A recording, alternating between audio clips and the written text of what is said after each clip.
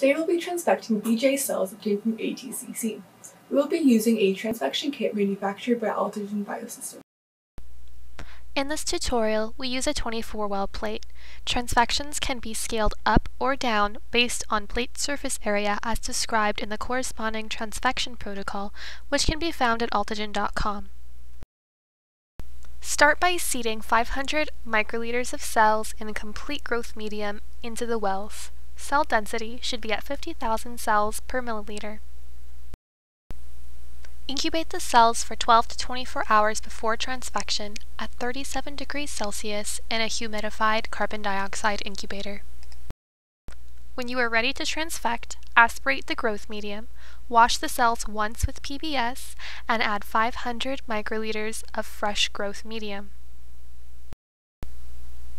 To prepare transfection complex, mix 40 microliters of serum-free medium, 5.5 microliters of transfection reagent, and either 750 nanogram of DNA or 30 to 50 nanomolar siRNA or microRNA.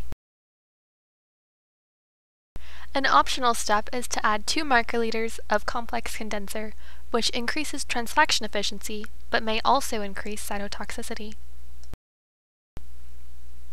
Incubate the prepared transfection complexes at room temperature for 15 to 30 minutes. Add the prepared transfection complexes to the 500 microliters of complete growth medium. Once you have treated all appropriate samples, incubate the cells at 37 degrees Celsius in a humidified carbon dioxide incubator.